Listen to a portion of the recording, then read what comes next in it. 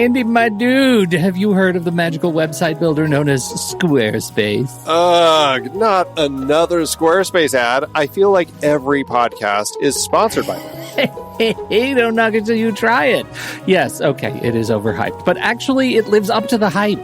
Squarespace is like a website fairy godmother. With a click of a button, your site transforms into a beautiful masterpiece. A website fairy godmother? That sounds interesting. What makes it so magical? Well, for starters, those slick templates make anyone look like a professional web designer. Pick one, customize the colors and fonts to match your brand, and voila. Plus, the drag-and-drop Fluid engine is so easy, your grandma could build a site on Squarespace. Well, she did knit me a lovely scarf last Christmas. Maybe website design is next. Exactly. And when you're ready to sell your Nana's handmade scarves online, Squarespace has built-in e-commerce. Add a store with one click. Get flexible payment options. Then watch those sales roll in. And when she wants to teach others her steezy scarf skills, Squarespace's new courses feature is just the ticket. Nana can set up her curriculum and enrollments and payments in a snap and become the next e-knitting influencer. Oh, wow, you really sold me with the grandma angle. Sign me up for that free trial. Just go to thenextreel.com/Squarespace and transform your site into a beautiful Squarespace masterpiece. Well, thanks, Pete. Even though it's overhyped, Squarespace actually sounds perfect for Nana's site's needs. Appreciate the warning on the ads, though. I'll brace myself next time I listen to a podcast. Anytime. Let me know if you need any help getting that site up and running.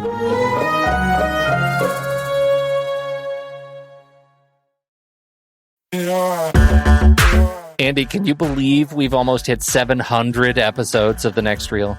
I know, it's crazy. And with all the other episodes in our family of podcasts, we are well over 1,200 episodes of movie conversation. It's really pretty amazing that we've gotten to have these in-depth movie chats every week for over a decade now. And we couldn't have done it without our loyal community of film fans. Their support over the years has meant so much. For sure. That reminds me, we should give the merch store a shout out. Buying shirts from thenextreel.com/merch is a great way listeners can continue to support the show. Plus, they get to sport our great designs. Absolutely. I think sometimes folks forget we have a variety of shirts, mugs, phone cases, and more available. In fact, a great place to start is with a shirt sporting the Next Reel's logo. We also have that classic Fast Times Spicoli Surf School tee, or the weirdly popular Rusty's European Tour shirt. The one from National Lampoon's European Vacation. Why is that so popular? Search me, but we have sold a ridiculous number of those. I guess there are a lot of Rustys taking trips to Europe? We're always adding new designs based on movies we've covered, like our brand new design for a streetcar named Desire, featuring a streetcar named Desire. So if you want to rep your love of TNR and films, head to thenextreel.com/merch. Every purchase helps us continue to have these weekly in-depth conversations. So visit thenextreel.com/merch today. And as always, thanks for listening and being a part of the Next Reel community. We've got lots more great movie chats coming your way.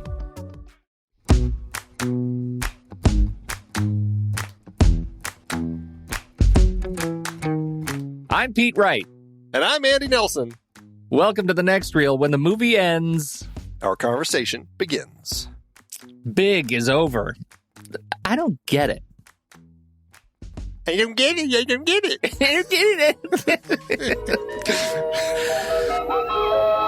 For Josh Baskin, life was a little unfair. I told you to take out the garbage. You missed the bus. I'm going to tell you again, Josh. Joshua Baskin. Josh!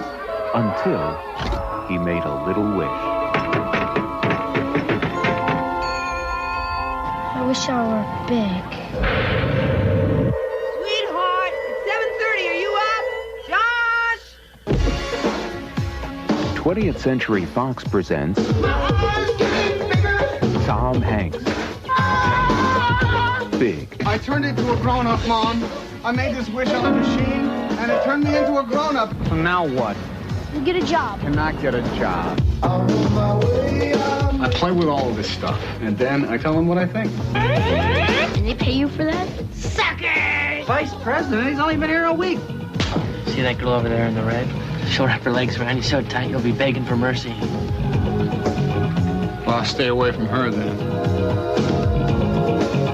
I loved your ideas on the squeezy doll line. Thanks. What were you like when you were younger? Oh, well, I wasn't much different. Eject your seat! Who are you? I'm his girlfriend. I want to spend the night with you. Do you mean sleep over? Yeah. Okay. But I get to be on top. What is so special about Baskin? He's a grown-up. How do I feel about what? How do you feel about me?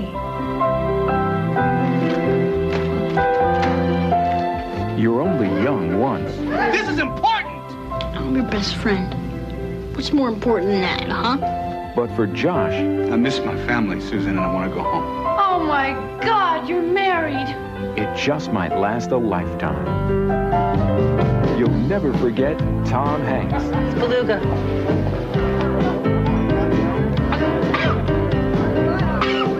In Big.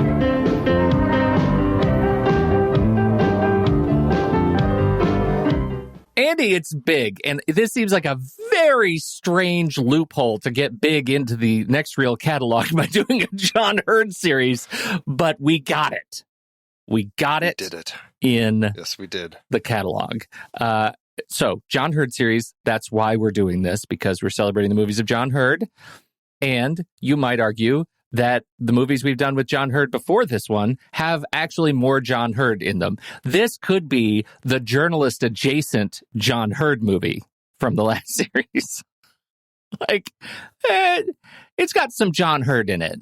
You know, look back at our Richard Dysart series. I think we're just celebrating the actor in whatever their performances are, because you know he's not Richard Dysart, like the movies. Largely, he kind of did a lot of really interesting supporting characters, and I think that's the same with John Hurt. Some really interesting lead characters and some interesting supporting characters. I think so too, and he is an important antagonist in this movie, and that's the important part. Yeah, and in every film that we have in this series, we will have covered every film that he starred in that was directed by a woman. So we did the 2 with Joan Micklin-Silver. Now we're kicking off the 2 that he does with Penny Marshall. Oh, Penny Marshall. Oh, Penny Marshall. Oh, Penny. So we like John Hurt, and we like this movie, and we should just say up front, which version did you watch? I watched the extended cut, which I had never seen. And it's funny, you realize how much you've watched a movie when you're watching an extended cut and you go like, oh, this is new. And I swear, constantly, I'm like, okay, that's all the new stuff. And I could just pick it out. It's just, I've seen this movie just so much that it is just the movie itself is just part of me. Love it. You and I come from very different places on this movie. Yeah. I know. I love this movie. I adore this movie. I have very fond memories of it. I have not seen it in years, and I certainly haven't seen it as many times as you have seen it. Therefore, watching the extended cut was a complete mystery to me. I can't wait to talk about why. I could not pick out specifically the stuff that was extended versus original. Well, what's interesting is I haven't seen it in 20 plus years either. And that's what's so interesting is I just watched it so much, probably between 88 and 2000. It's just you watched it every day leading up to 20 years ago. Yeah, I just it's so stuck in my head. It's very funny. Very funny. Okay. Well, this film was nominated PG upon its release. And, it's for mild sex and nudity, mild violence. There's some punching and fighting and stuff. Some profanity. This is one of the rare PG movies that came out in this period that actually had an F word in it. Usually once that was said in a film, it turned it into PG-13. And, some drinking and stuff, but largely it's a fairly safe, tame movie.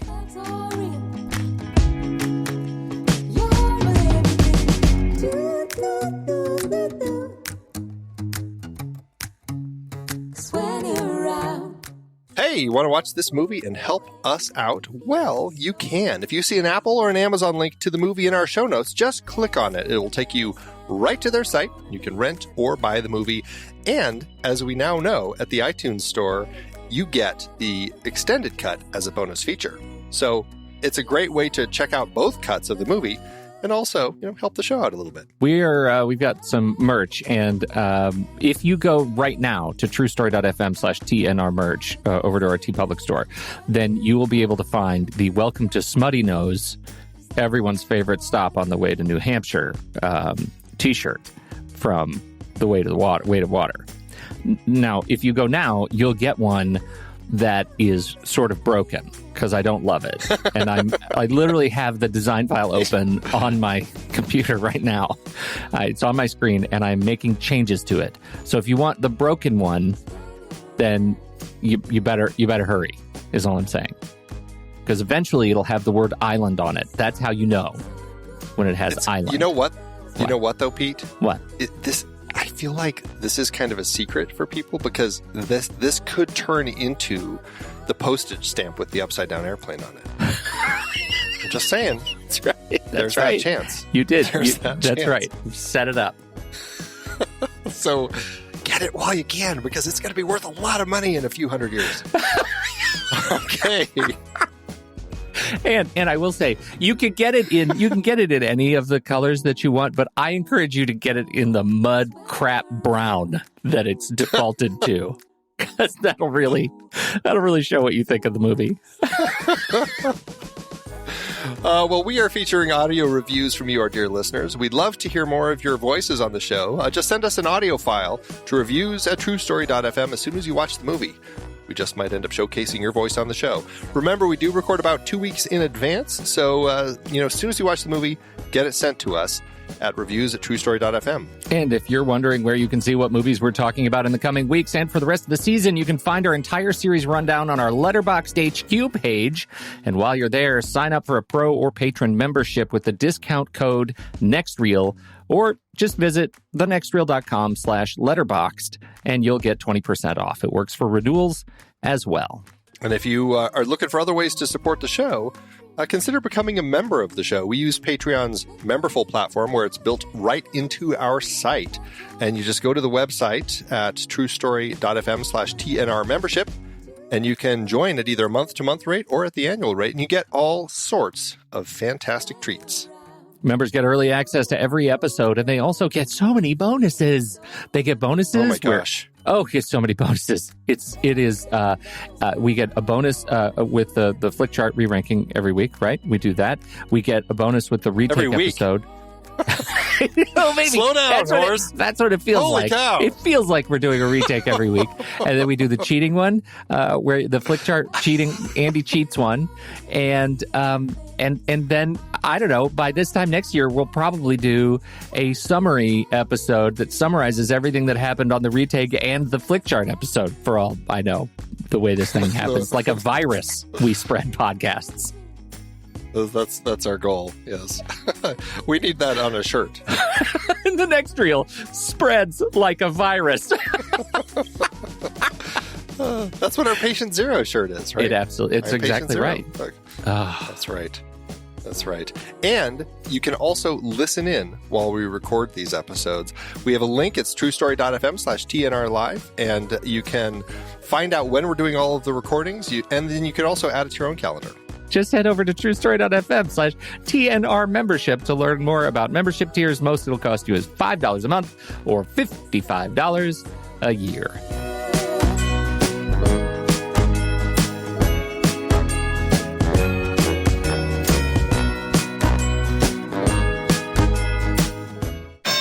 Welcome to the Man Cave. On this couch, wearing clothes made from recycled plastic. And I haven't showered since Thursday. Mandy Fabian. And on this couch, lover of all things Real Housewives and fart jokes. That was a good one. Oh, God. Mandy Kaplan. Each week, these best friends and polar opposites hunt down a movie, TV show, or trend. Whether it's Brene Brown or Little House on the Prairie. Or something good. Okay, that's unnecessary. And drag it back to the cave to duke it out. I'm just saying the Ingalls never break into song, and it needs Not it. everything has to be. Everything needs music. You think Schindler's List should be a musical. Everything would be better if everyone would just sing. It's the worst. Dance. I should sing You're that. the worst. Ladies, can we get back to the... Sorry, tune into the Man Cave wherever you get your podcasts to see if the friendship survives. You're so dramatic. It's a comedy podcast. So's your face. That's a good one. big, Andy. So we watched the extended edition. Yes. That's what I was going to say, and I could not tell. And I have to just tell you, as a just to start, I really enjoyed it. First of all, my family thought that it was a little bit long, and in fact, what was funny is they started saying it's a little bit long because I think there's a half hour of extra stuff. Correct. And they were, I paused it to look at where they started saying, this is getting long now. And it was exactly 30 minutes to the end of the movie. Interesting. I thought that was really interesting. I did not share that experience. I really enjoyed what the extra footage offered. Whatever it was, the movie felt whole to me. It felt complete. Like there was enough time in all of the different stages of Josh's adult self that I felt rewarded from it. Nothing felt rushed. It just felt good.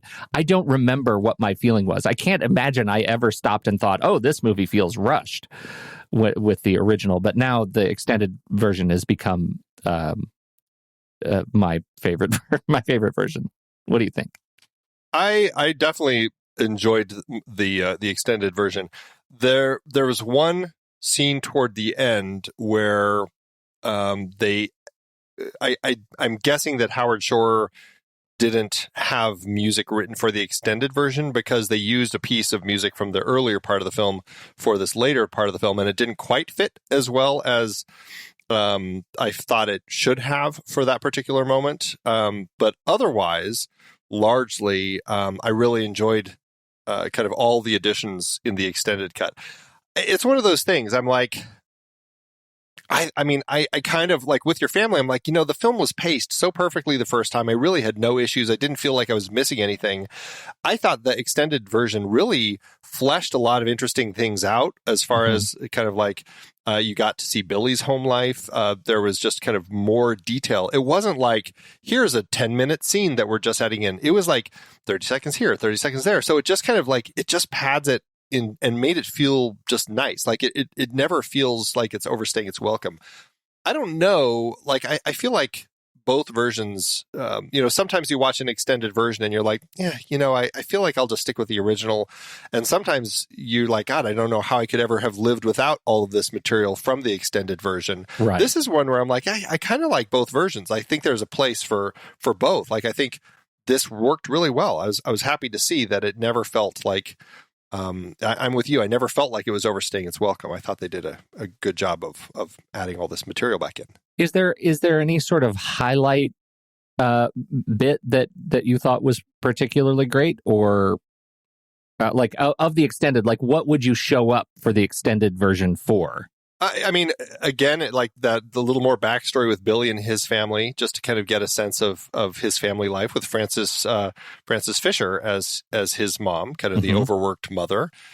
And I think for me, that kind of helped a little bit getting a sense of Billy's world and why his parents probably aren't paying that much attention, that he's like always gone. Yeah. Because he's always off in the city with Josh. Yeah. And so that was certainly a thing that I enjoyed in there. There was some elements toward the end after Josh kind of tells Susan what, that he's a little boy and all this stuff. And she's like, you don't think there's a scared little girl inside me? Like, I just love all of that stuff. But so there's good. that. I know. But she kind of starts like, what is he talking about? And she like looks in his wallet and he finds his little ID card and his the Zoltar Speaks card. And like when she asks him for a pack of gum and he buys her Bubblicious. I'm like, oh my God. And I saw that coming and I'm like, oh, that was so perfect. Because that's exactly what a kid would do. Like, never buy Trident. Oh my God. Yeah. I hated it when my parents would give me Trident gum when I was a kid, And so it was like, oh my God, like that was such a perfect moment. So those little things that she starts getting these little clues, like, I just really liked the way that she was starting to piece this unbelievable scenario together and start seeing how it actually fit. And so there were moments like that I really appreciated that they were in here. And because I felt like they worked just really well. And also there was more development of her change. There were a lot of stuff with Susan that I really liked. Like there was that moment that, she and Josh are working late and she's kind of like dancing through the office and Mr. McMillan is leaving and he's just like, oh, hey, Susan, you guys working late? It's great seeing you looking so, happy. You've been really kind of, and it's just like those moments. There were some of those that just I thought were just worked really well for the movie. That was my stuff, right? It was her development. And I felt like that, like her sequences in the middle of the movie, I found super rewarding because it made her loss at the end of the movie, as unbelievable as it is, it made that just sing for me. That turn at the end when he's wearing that ridiculous oversized, young Josh is wearing the oversized double-breasted suit and she gets that look. It was just perfect. It was perfect. And now in hindsight, I can't imagine that turn and that look without knowing more about her character and how far she was able to come from when we first meet her, when she barges into the office and is all upset, to when she actually starts to sort of emotionally de-age a little bit as she finds more of herself and the fun part of herself over the course of that second act of the film, I thought was incredibly special. Well, and that's such a magical part of the film anyway. And I mean, just as an aside, in my research, I learned that the costume department for Susan, they really worked with her costumes specifically in the movie to really develop her look, starting to be much more uptight at the beginning of the film and evolve over the course of the film to start kind of her outfits start reflecting that kind of inner child sense that she develops over the course of the film. And I just love that. But I think that whole thing speaks so much about the kind of the theme of this story and like that idea of growing up, but then also like keeping your inner child. Mm-hmm. And I love that feel in the movie so much. And especially with Susan, one of my favorite lines in the movie has always been when she's arguing with Paul and he's like, what's so great about Baskin? And she's like, he's a grown-up. Yes. Like, yes. Oh my God, that's just perfect. Oh, yes. It's so good. It is absolutely fantastic. I think that speaks to that whole point of this idea of how people can grow up and you kind of close off so many parts of who you are in your life and stuff. And you don't have to. And I think there's something about retaining some of that innocence, not necessarily the naivete, but kind of an innocence that allows you to kind of see things in a way where you can appreciate stuff more. And I especially as parents now, it's like, those are the sorts of things that you're always looking for with your own kids, trying to figure out how can I get them to remember these little things as they get older so they don't stop appreciating that sort of stuff. Okay, speaking as dads, your son is how old right now? 11. Okay, which means your daughter's what, 13, 14? 15. Well, that's too old. She's going to be driving in a month. Don't even start with me. Yeah, don't care for it. Don't care for it. Look, here's the thing. Mine are now, I guess my youngest is 15, but I don't have a reference child anymore that is closer to Josh Baskin's young age. And the whole time I'm sitting here looking at these two boys and they're trucking off to New York City, getting a dive hotel room, going to the bank, like doing all of those things. At any point, do you look at your son and think, like, 2 years, you could be out getting your first dive hotel room?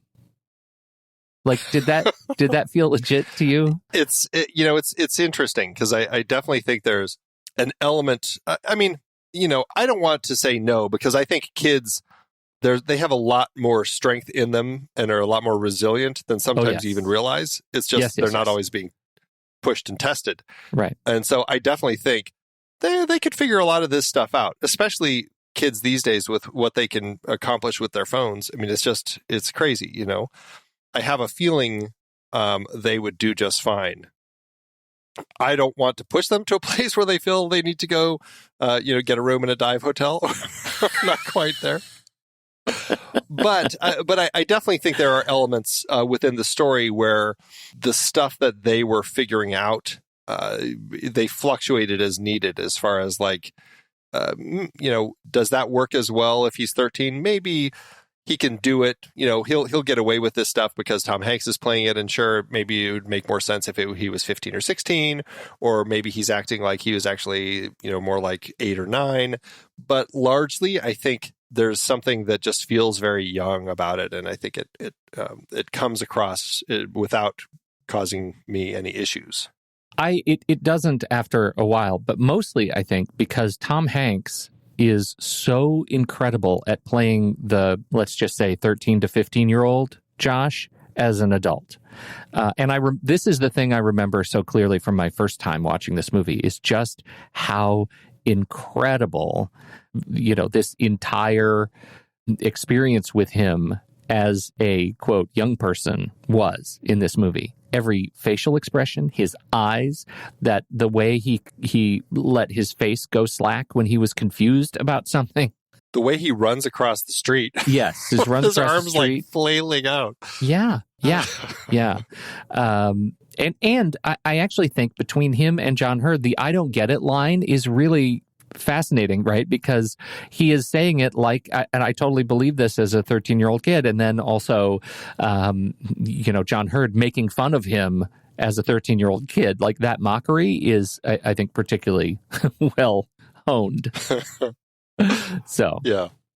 It's very effective. And that's, it's so clear. Like, I was already a fan of Tom Hanks, as everybody who's ever listened to this podcast for any period of time would know. I've talked a lot about my Tom Hanks love.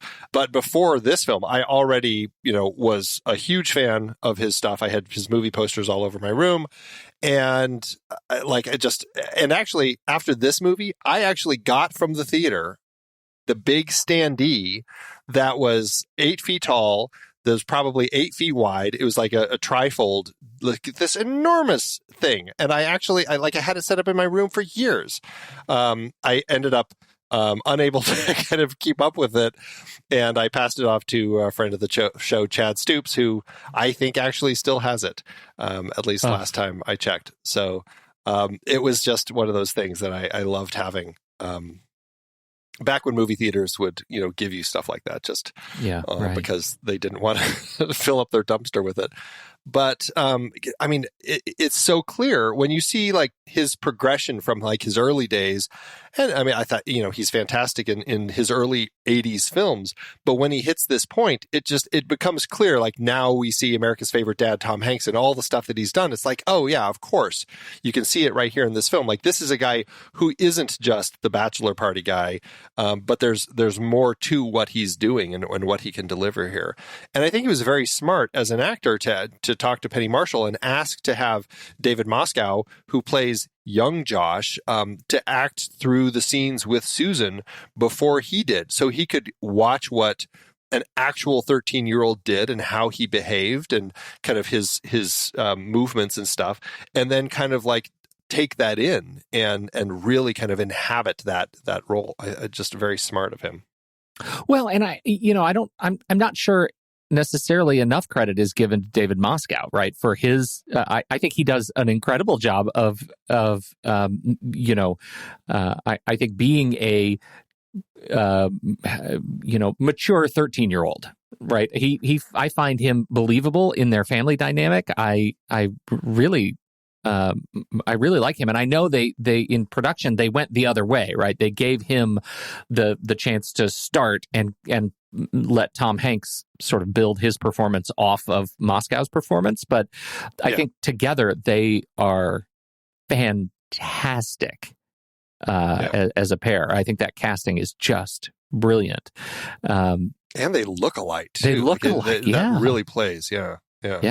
So, I felt like I know Moscow's he's done other stuff, a lot of TV, but it wasn't really. I feel like I wouldn't have been able to make the connection that it was him when I saw, Riding in Cars with Boys or Honey or one of his like 2000s movies.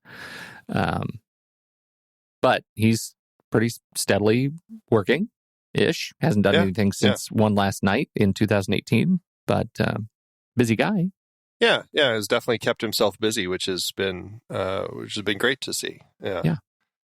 He's one of those kid actors who has found a way to kind of keep himself busy enough doing stuff. And I think largely he's doing a lot of producing.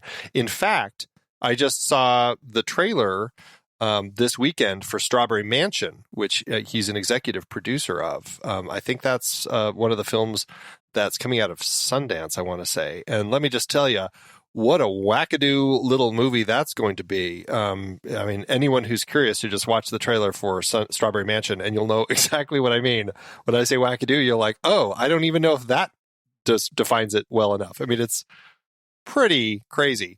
But anyway, he's one of the producers on it. So I wonder if they serve licorice pizza in the kitchen of Strawberry Mansion. Okay, you laughed too hard for that joke. That's more than it deserved. Yeah, you're right. Well, so Tom Hanks, yes, he's perfect. Absolutely perfect in the film. Let's talk about Elizabeth Perkins playing Susan in this. How does she work for you? Well, she's just so great. She's so great. I think she works really perfectly the way she her character sort of responds to events around her, that I find her sort of reprehensible at the beginning, but by the time they're working late and she's carrying the box of Oreos and crackers back into the office with her sort of padding barefoot through the building, it's hard not to have a crush on her. And then by the time she has to let go of Josh, I think especially in the extended edition for me, to not feel completely heartsick for her. And so I loved it. She's so easy to fall for in this. And initially, it's just because she's a cute woman at the office and she catches his attention. And I love how that works. But the way that it evolves and the way her relationship, and I just find her to be such an interesting character because as we learn through Paul, she's kind of one of those people who's been sleeping her way to the top, right? Mm-hmm. As he's kind of rattling off the list of names. That's very reflective of her character. And you can see that when she gravitates to Josh at the party and goes home with him. But how that starts evolving really from that point, right? Like the ejection seats that they have, and then everything in the house, like the trampoline is just like one of the perfect movie scenes. I've always loved the way that is a place for her to she starts breaking through, her inner child starts coming out and she actually starts enjoying herself and finding that sense. And it's a magical scene. And of course, Barry Sonnenfeld, geez, you got to give him some credit for just the magic he infuses in the film, like the way he shoots that with kind of like the bouncing of the actors as they're talking on the trampoline, jumping up and down. And then that magical, I love it through the window where it's like, I don't know, I don't feel safe. The idea of jumping on a trampoline right next to windows on a, way up in a building. It's like, that's a little. That seems so daunting. Dangerous. Yeah, I did not care for that. I didn't see any of the production of that scene behind the scenes, but how long do you imagine it took them to shoot that such that the actors were bouncing perfectly long enough to get consistent takes? I could just imagine them being a disaster to shoot because the second they get off, they're, sending the other person to the moon. Right, exactly. It was a shot that Penny Marshall, she talks about it in one of the making ofs, and she really wanted that shot. They didn't have time or budget, but she kind of forced the issue because she just thought they needed it. And it sounded like it was very complicated because she's talking on her walkie. Okay, Tom, to the left a little bit, to the left, jump higher, arms out, and I can't even imagine trying to direct that and getting the people to do exactly what they need to do so you can capture it through that exterior. Yeah. Very tricky, but it works. It's just such a great moment. That scene sets up some great comedy around their romance together, which is I think, perfect, like chef's kiss perfect when they have that knowing look, and it turns out they're knowing about different things, and he runs and jumps onto the top bunk while she's on the bottom bunk I trying get to be on look top. Right. sultry. Yeah, I thought that was so great.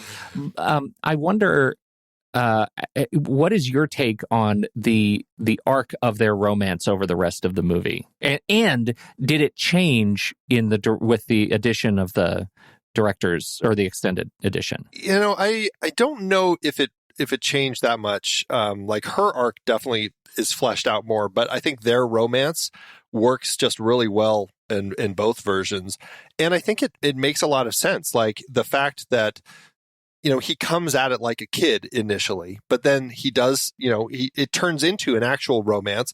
And that moment where, they actually like are connecting in her place, and, she's taking her clothes off, and the way that he kind of, grabs her breast, and it just like, it felt like a kid, like that first time sort of thing. Like he played it so well. Yeah. Yes, he's 13, and there's this whole creep factor now when you start thinking about this. But in context, so don't think about it. That's the answer. So don't think about it, exactly. But in context of like the fantasy element of the story, and here you have Tom Hanks, doing it ends up like it feels like a natural fit for kind of like this first time experience, and the way that he develops his relationship, and that moment when she's talking to him and she's like, "What are we doing here?" And he just like starts hitting her with a magazine, and like they just kind of like start tussling. It's just like it I don't know, it just felt like very natural, especially because it's never like, that I love you sort of stuff, which I would have, I think, had a harder time hearing a 13-year-old kind of like having those I love you sorts of conversations, because it never quite turns into that, Yeah, I agree with that. I think the real question is how, like, in that scene, which is, again, to your point, perfect. Oh, yeah. Did absolutely. they consummate their relationship? And 100%. I think they did. Okay. And that's why he's like high-fiving everybody at work the next day. Yeah, right. Of course. that's like in full Tropesville. And so I feel like they absolutely did. And that's okay with me, even knowing that he is emotionally a 13-year-old. Yeah, and I think, when you think about it from Susan's perspective, like, as a viewer, like when she really learns that he's 13, like she accepts it, she, finds him at the Zoltar, your wishes come true, and she's completely accepted it. She understands what she's done, and she's like, I can't believe that I did that. Like, I think there's a sense of kind of shock. And that's why I think it works so perfectly when they're in the car later. And this is why I end up finding it all plays authentically, because as he leans in to kiss her, she kind of like tilts his head down and kisses his forehead. Which it's is like, so that's sweet. That's what I'll give you, and that whole like, maybe wait, call me in 10 years. Like that whole thing, it works the way that they chose to tell that story. I think so too. Okay, good. I'm glad we agree. Yeah. How about Robert Loggia as kind of a non-threatening villain? Yes, I'm really glad we can, because I would love to do a double feature of this and Lost Highway, just to get two completely different Robert Loggia takes.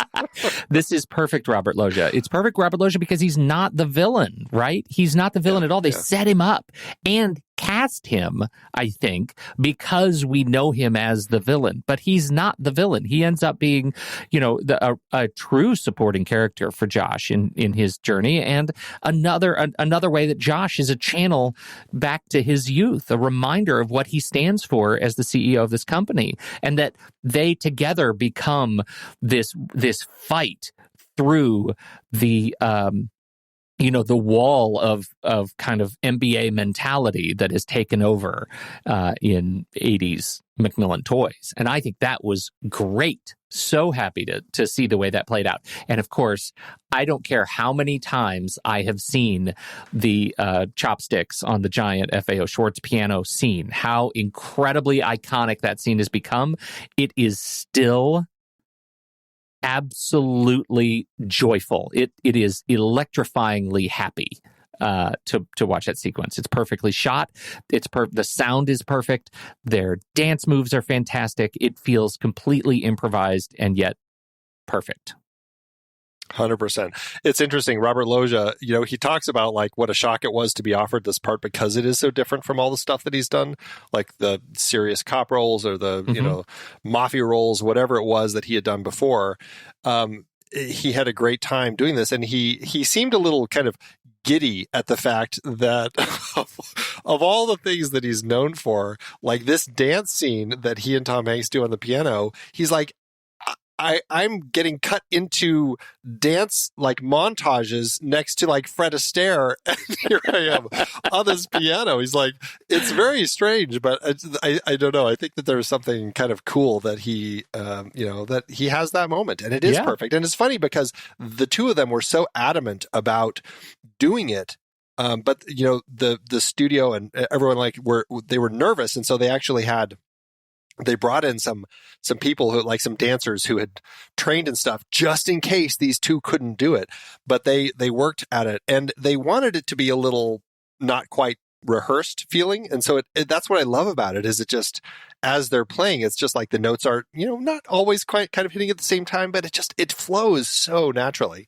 Yeah. It's just a delight. Absolutely. One of just cinema's great moments. Well, there are other little moments like that sort of echo it. After that scene happens, the way Josh changes in the building, that he's the one who's wearing jeans and an open button-down shirt, that he's the one who's constantly the only one ever actually playing with toys, again, feels just perfectly improvised for that character, and also I think just builds on the message that we need, that thematic message of just finding your youth, and as a bellwether for other characters in the film who discover their own little bits of inner joy by the degree to which they orbit Josh. His assistant, the other assistants in the room, Elizabeth Perkins' assistant, Elizabeth Perkins as she interacts with some of the other staff. Like, you get to see the impact that Josh's youthfulness has on helping others find theirs.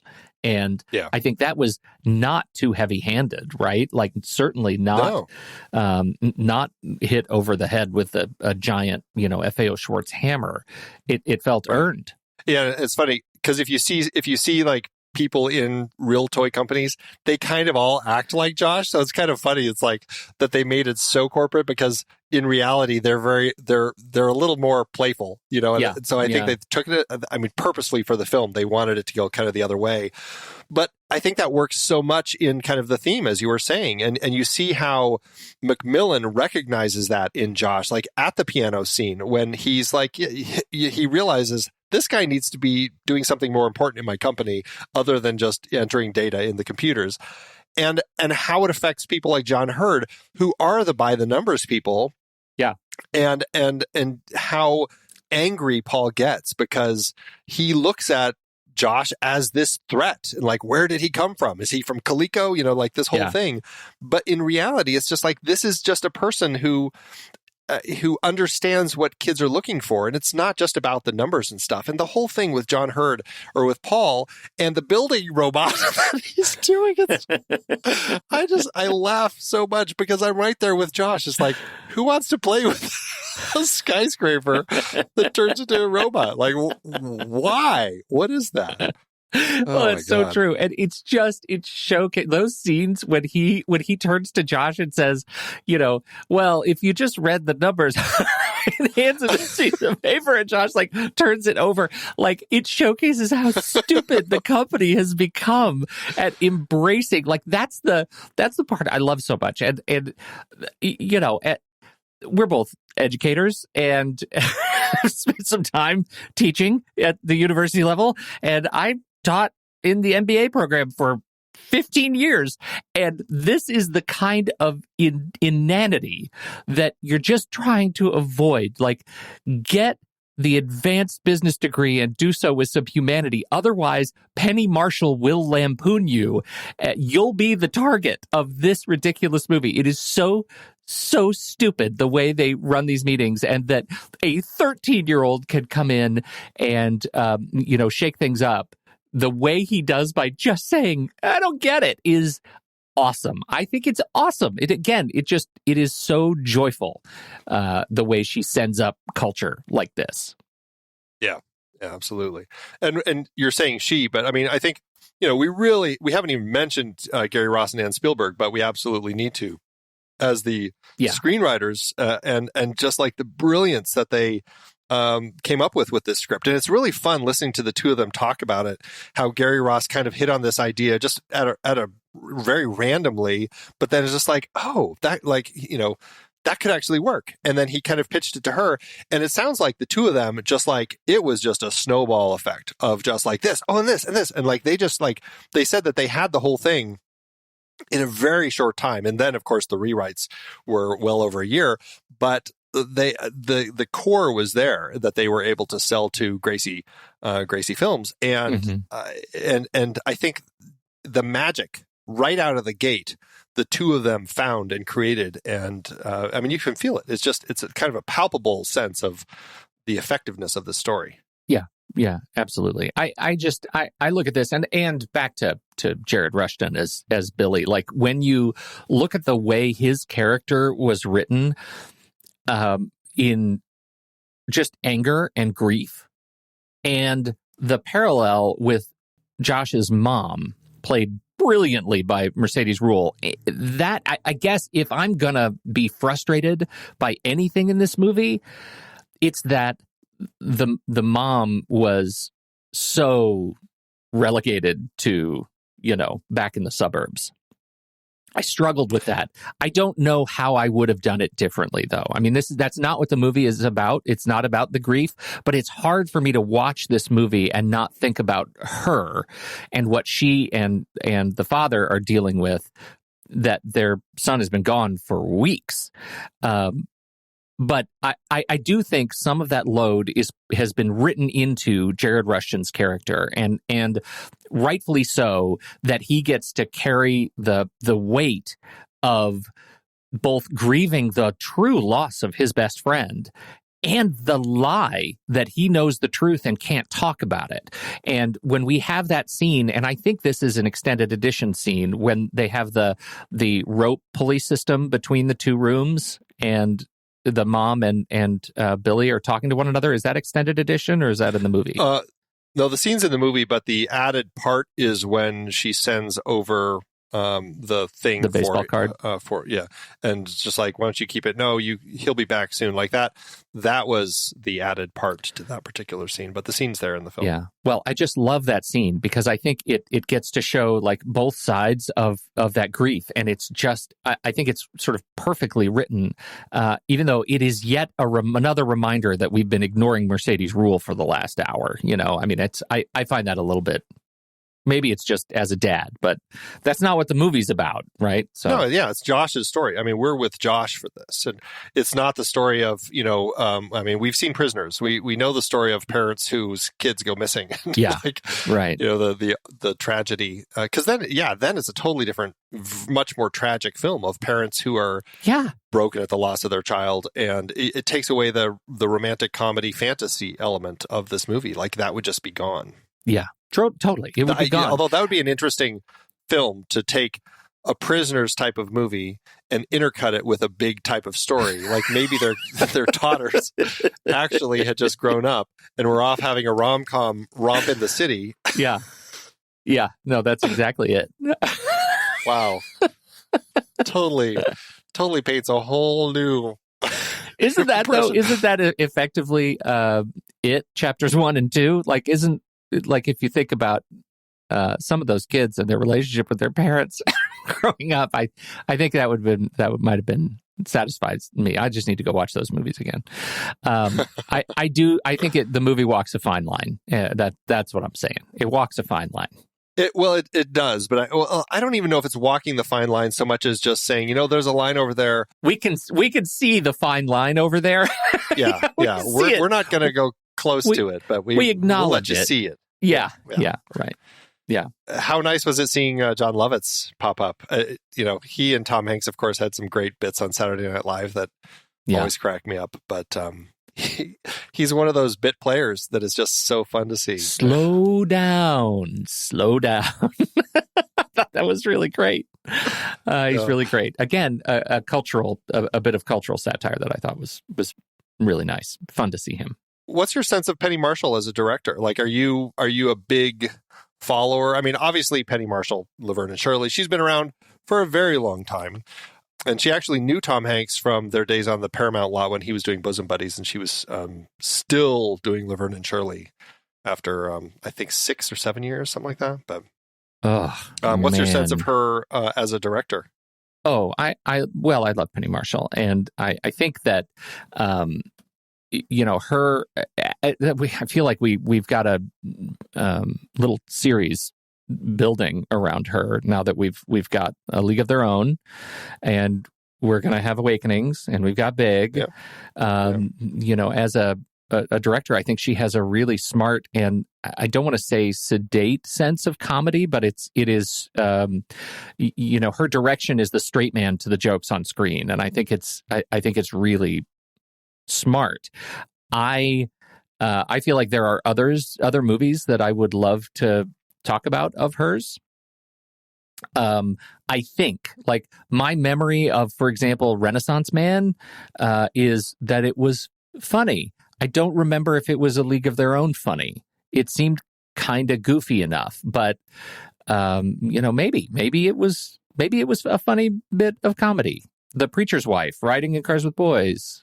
I just don't remember Renaissance Man very well. The one that I loved as a kid and I watched all the time was Jumpin' Jack Flash. Which was that's one of those I worry about going back and revisiting, because I wonder if it actually holds up. But oh my God, Whoopi Goldberg! Like, I saw that so many times as a kid. It was one of those ones I taped off of HBO and just would watch all the time and loved it.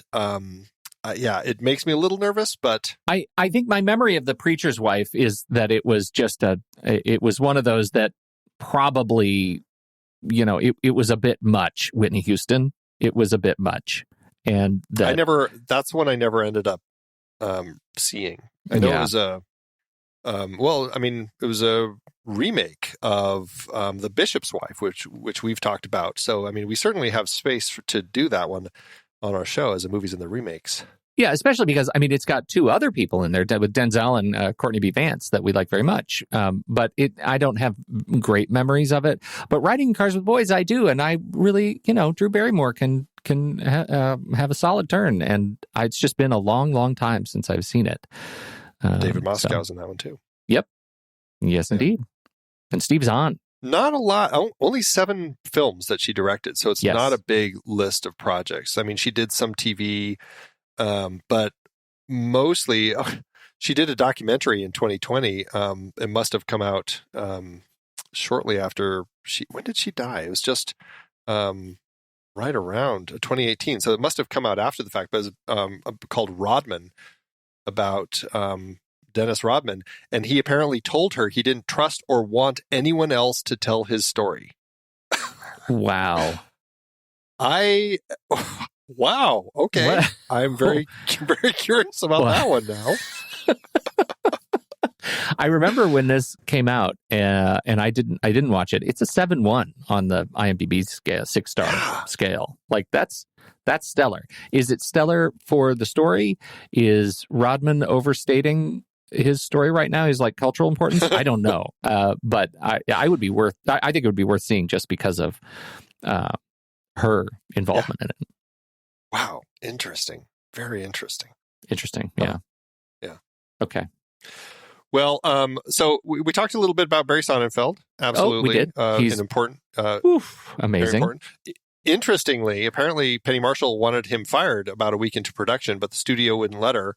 I don't know why. What was she thinking? Like, that makes no sense to me. I don't know enough of that story. That's just one of those sketchy IMDb trivia things that you look at and you're like, huh, okay. Yeah. I don't know how that would have made any sense, because the way that he crafts shots. Oh, there's another scene that I was looking at. I'm like, God, Barry Sonnenfeld, of course you'd shoot it this way.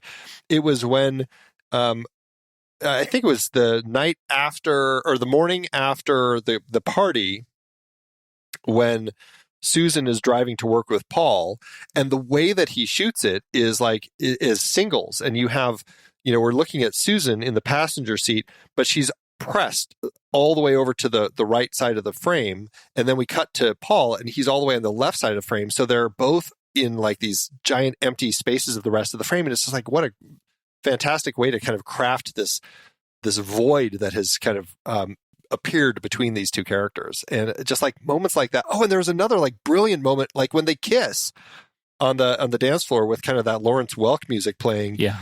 And they kiss, and it instantly cuts to a reverse shot of them. And it's just like this brilliant, like in the exact opposite positions of each other. And then it starts spinning around them. And it's just like, God, there's like a beautiful way to kind of like create this like flurry of like this vertigo moment as they have that moment on the dance floor. It's just so great. It's so beautiful. And in contrast to that, go to the bully hand, whatever sport was that, racquetball, some sort of weird handball, paddle ball sport on when we get our... Is it squash? I don't know. That was not squash. John Hurd is... they're fighting over the ball. Give me the ball. Give me the ball. And it's shot so straight. Like it could have very easily become an action sequence, and it's shot, mostly wide, and you get a real sense of how funny it is and how stupid they look by not judging the scene with the camera. Yeah. And I thought that was really smart. Let them be stupid on their own. Well, and let them, mostly it's Paul who's being stupid, and he is being very kind of bully brat in that moment, and it plays really well. Love that. Yeah. I have to bring up Howard Shore, who did the music for the movie. Yes. Fantastic music in this. And I've always loved the themes throughout the whole film, and I love the way he integrates heart and soul. I love the way he integrates what's that other song that he integrates into the score? I'm blanking right now. It'll come to me, but it's very sharp. But that Zoltar theme, like it's like it sends shivers down my spine. Like I don't know what that instrument is, but that like that. Yeah. Oh, it's just so good. That music is just fantastic. It is. And it sitting with my family, neither of them are real connoisseurs of film scores.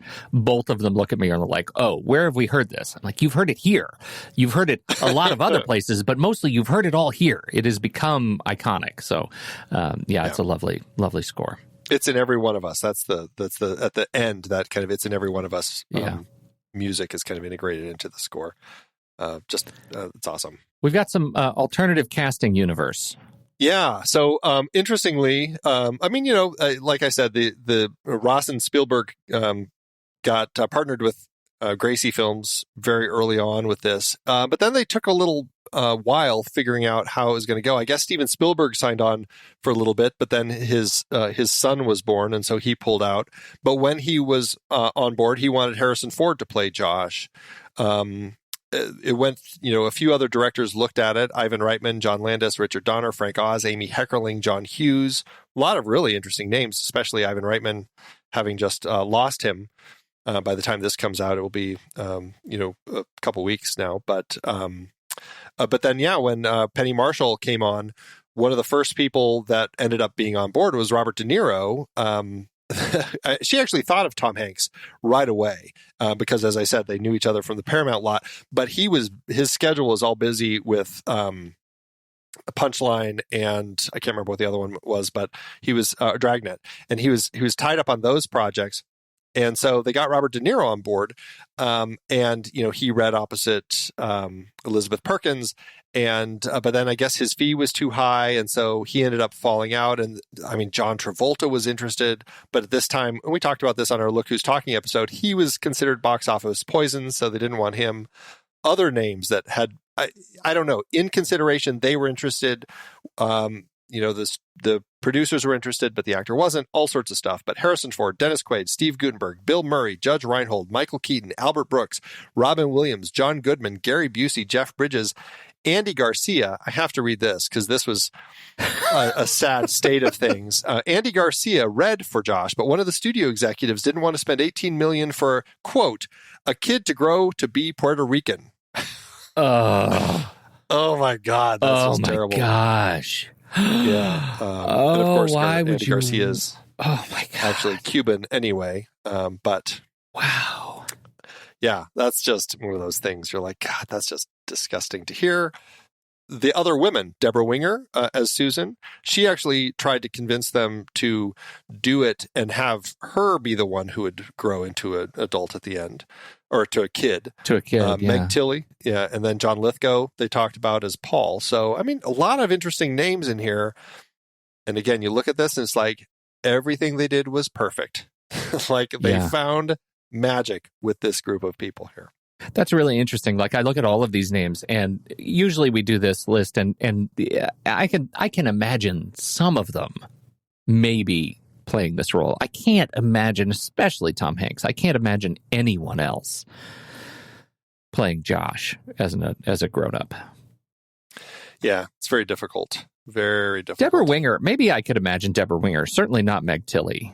I can imagine Deborah Winger. I guess I can imagine John Lithgow as Paul. I can imagine John Lithgow as Paul. John Hurd brings kind of like that a little.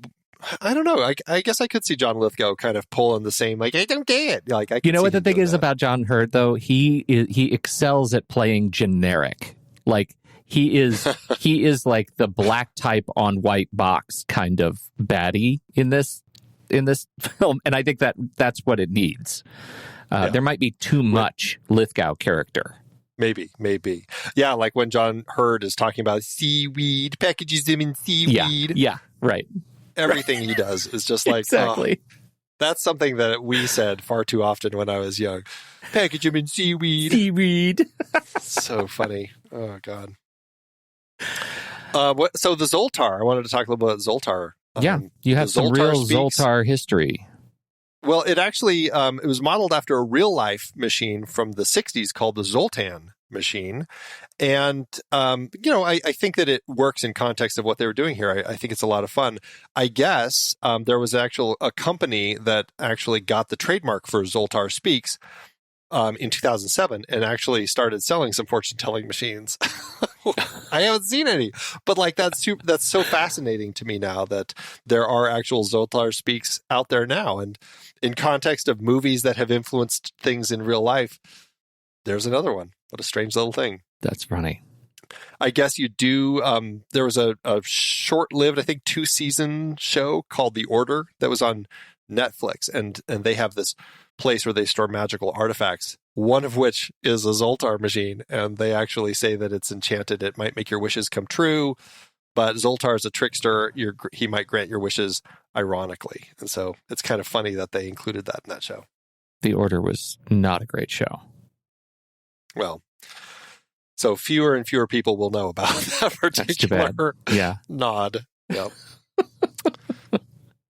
You know what? So in the context of credits, one of the other credits that I was really surprised at when I saw this was that Saul Bass did the credits. I know. Did you notice any Saul Bassery in these credits? I guess it was just the way I don't know. I'm like, there's a little bit of kind of an underlining or something with the way the title comes on the screen, but I'm like, it didn't scream out like, oh, this is Saul Bass. It wasn't. I don't know. It was very strange to go, oh, really? Huh. Okay. That's interesting. Yeah. Kind of a surprise. Yeah. What about Polly Platt? Yeah. I noticed her as a special thanks at the end. And, she's kind of one of those names that pops up in Hollywood quite a bit. I didn't know this, but she was executive producer of Gracie Films from 1985 to 95. And so I think that's part of it. Like she was working with James L. Brooks in kind of the creation of this company and looking for these great stories. So she wasn't on as a producer, but I guess just her role there and probably just one of the shepherds of the project is what got her that special thanks. I don't know how many times there must be a sign, because she also wrote A Map of the World, Polly Platt, with Sigourney Weaver and Julianne Moore. That's the third Julianne Moore reference today between you and me. We got to do something about Julianne Moore.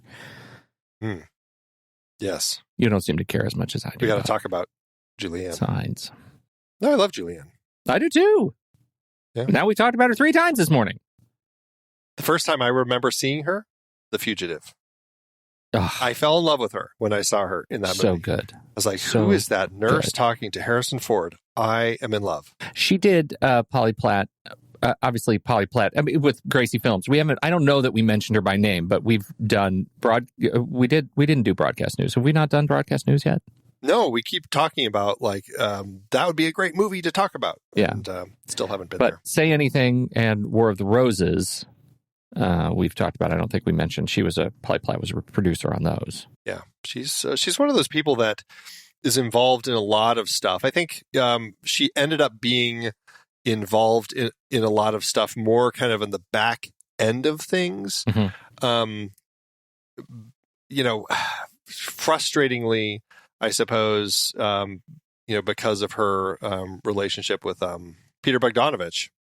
I think she kind of came up through the ranks with him, and with everything that happened there, never was really able to kind of get develop her career quite as much. But still, I think that she became a person who was like an iconic figure in Hollywood, who would help people and like work with people like Cameron Crowe when he was doing like Say Anything and stuff like that, and just it became like this great shepherd of things out there. And I think that's cool.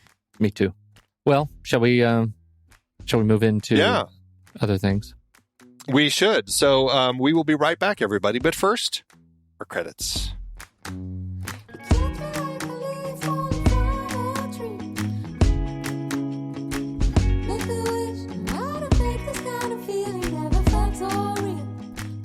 The Next Reel is a production of True Story FM, engineering by Andy Nelson, music by Orcus, Oriel Novella, and Eli Catlin. Andy usually finds all the stats for the awards and numbers at the-numbers.com, boxofficemojo.com, imdb.com, and wikipedia.org. Find the show at truestory.fm, and if your podcast app allows ratings and reviews, please consider doing that for our show.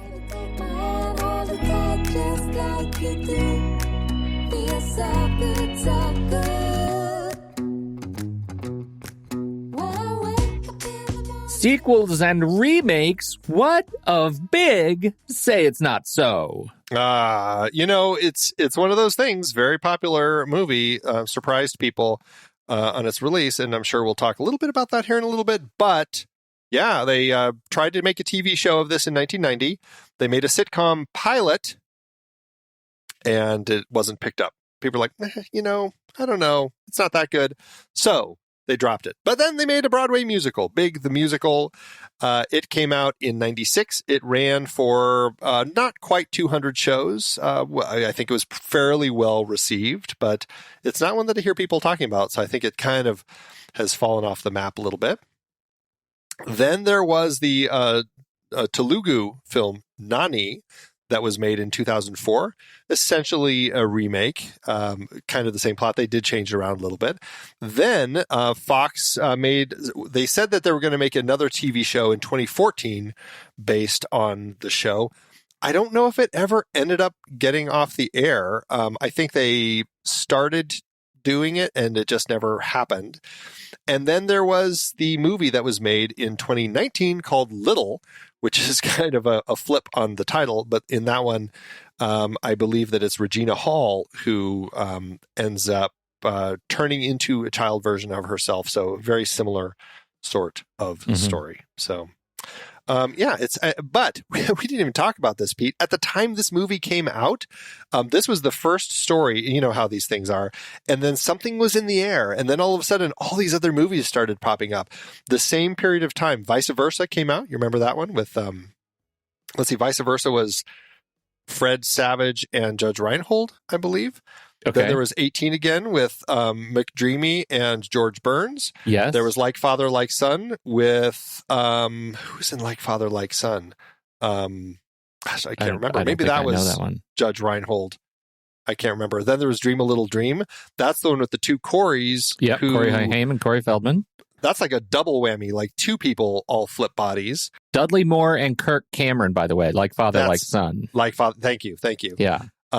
And then 14 Going on 30, which was a TV movie. And there was an Italian movie called Da Grande, which actually came out right before this. And some people said it was a remake, but there was such a short period of time between the two that they just signed it off as coincidence. Again, something was in the air for these body switching comedies. 14 Going on 30 was a TV movie? Wasn't that the Jennifer Garner? You're thinking of 13 Going on 30, which was a movie that came out in the aughts, I believe. In 2004. Yeah, right. 14 Going on 30? There was actually a movie 14 Going on 30? What? I know. It's so crazy. There it is. It's weird. Paul Schneider. It's a strange thing. Like something just, it's like I don't know. It seems like, why was there so much of this particular thing? Like when we had Snow White movies, there were only 2. When we had Asteroid movies, there were only 2. Like, what was it about this particular thing that made everybody want to do it? It's so strange to me. That's really funny. So strange. But before we move too far, I just have to tell you, you need to go look at pictures of Elizabeth Perkins now next to Marcia Gay Harden now. They've grown into each other. I mean, you don't have to do it right now, but I'm telling you, They've grown into each other. If you look at Elizabeth Perkins, absolutely could have played Marcia Gay Harden's role as the New York Times reporter in the morning show. Interesting. Yeah, it's crazy. Huh. Crazy. All right. How about award season? This thing win anything? It did have some recognition. Yeah, believe it or not. 11 wins, 14 other nominations. At the Oscars, Tom Hanks was nominated for Best Actor, his first award nomination for this. He did lose to Dustin Hoffman for Rain Man. I can see that, but I don't know. Now I'm feeling like, I don't know. I think Tom Hanks really did a great job with this thing here. But still, it's Rain Man. I get it. Yeah. Also, Ross and Spielberg were nominated for Best Original Screenplay. They also lost to Rain Man. So there you go. At the Saturn Awards, we love those, the Academy of Science Fiction, Fantasy, and Horror, Tom Hanks won Best Actor, Robert Loggia won Best Supporting Actor, and it won Best Writing. It was nominated for Best Fantasy Film, but lost to Who Framed Roger Rabbit. Jared Rushton was nominated for Best Performance by a Younger Actor, but lost, interestingly, to Fred Savage in Vice Versa. And Robert Zemeckis won for Who Framed Roger Rabbit, beating out Penny Marshall for Best Director. And then in the 2008 Saturn Awards, it was nominated for Best DVD Special Edition release for the extended edition, but lost to the Blade Runner 5-disc Ultimate Collector's Edition. I can see that. Mm-hmm. Tom Hanks, he did well. He won at the LA Film Critics Awards for Best Actor for this and Punchline, and at the New York Film Critics Circle Awards, he was nominated for Best Actor, but he lost to Jeremy Irons in Dead Ringers, which we've talked about on the show. So, a lot of praise for the movie, a lot of praise for the writing, for Tom Hanks, and I think largely that's reflective of the quality of the film. But how did it do at the box office? A real stinker, I assume.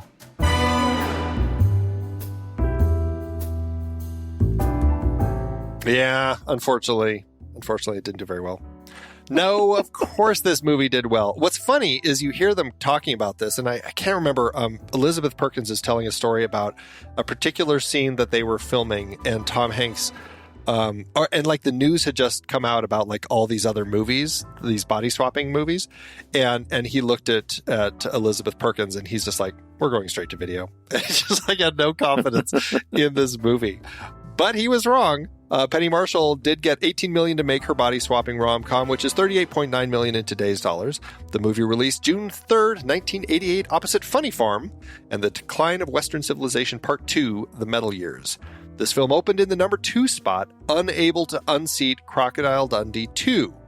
But it did manage to stay in the top 5 for 7 weeks. This movie did gangbusters, becoming the 10th highest grossing film of the year, earning $115.2 million domestically and $36.7 million internationally, for a total gross of $328.2 million in today's dollars.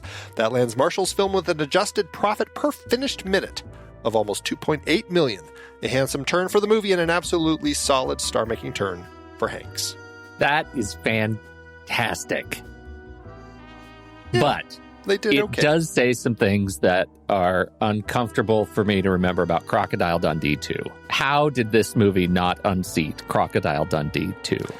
Do you forget how much people were in love with Crocodile Dundee in the 80s? I do. I forgot that. You forget that. Wait until we do the Crocodile Dundee movies. Are we going to do that as part of our franchise? We're going to do the Crocodile Dundee totally movies? do the Crocodile Dundee movies. Okay. I'll put them on the list. There you go. Add them That's on the a list. knife. One more thing. Well, I love this movie. I'm glad we finally were able to shoehorn it in here, even if it had to come by way of a small part antagonist. I'm glad we got it on the list. Small part antagonist, but an unforgettable performance in that role by beloved John Hurt. Beloved. Rest in peace. Well, we will be right back for our ratings, but first, here's the trailer for next week's movie, Penny Marshall's Awakenings. You will be working with patients, people, Doctor. When you say people, you mean living people? You do want the job, don't you? Hi. I'm Dr. Thayer. I'm Wahida. Wahida. I'd like to ask... I was born in 1911 in Kingsbridge, New York. Prior to July 1955, I resided at the Brooklyn Psychiatric Center, Brooklyn, New York. How are you today? I'm fine, thank you. Prior to that, I was a person. It gets easier. You don't think it will, but it does. Can you hear me? Does he ever speak to you? Of course not. Not in words. No change, dated 9/11/44. Your patients, Doctor, haven't moved in decades. What I believe, what I know, is these people are alive inside. Well, how do you know that, Doctor? I know it. I just wanted to say to you, I preferred your explanation. At 200 milligrams, he showed no response. Maybe he needs more. Maybe he needs less. Dr. Thayer, it's a miracle. Where are my glasses? They're on your face.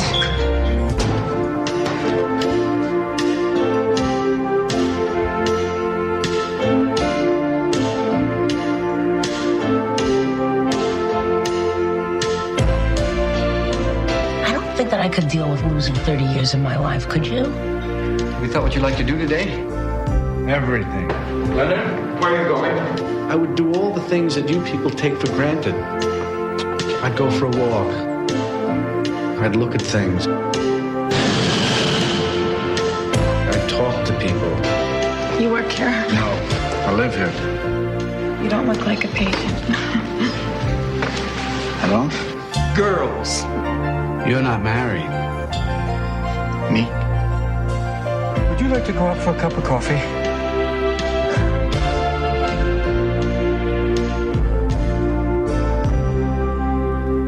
Leonard! Leonard! Leonard! That's not wading, that's swimming! Leonard!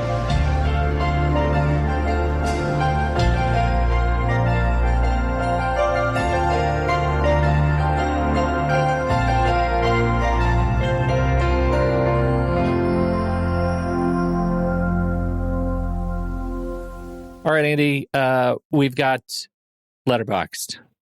Is it, I mean, are there any surprises in store? Is this a 3-star quibbles, or how do you handle this? This is such an easy 5-star and a heart movie for me. So easy. Anyone who knows me or has heard me gushing about it for the last hour would pretty much be able to figure that one out pretty easily. I have such shame after watching this movie again last night that I go to my Letterboxd and see that I have in fact already rated it in probably when I first went on my rating bender when you got me into Letterboxd the first time. And I rated it 4.5 stars. And I can only imagine that is a click error because it should very much be a 5-star film. There's hands down, there's no way this is anything less than a 5-star film. I get such great joy out of it. And I'm so glad to have been exposed now to the extended edition. I really enjoyed my time, my extra half hour with all of these people. Yeah. I will just point out, I could not find anywhere that the extended edition was like a director-approved thing. Like, I didn't find Penny Marshall talking about it anywhere. Nothing was written up about it.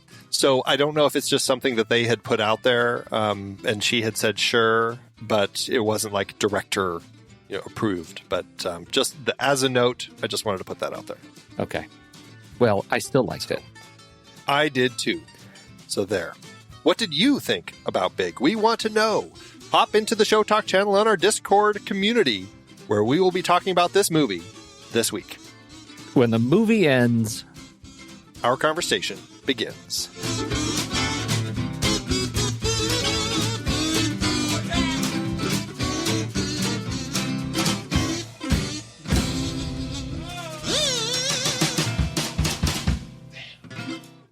Letterboxd giveth, Andrew. This Letterboxd always doeth. Oh, dear. Letterboxd is a lot of people have issues with Susan sleeping with a 13-year-old. They really do. It really seems to be an issue for a lot. It seems to be an issue for a lot of people. Would you like to? You went low. Would you like to go first? I have a half star by Up the Films that says Tom Hanks doesn't look like he's very big. Oh God. That was their emphasis, not mine.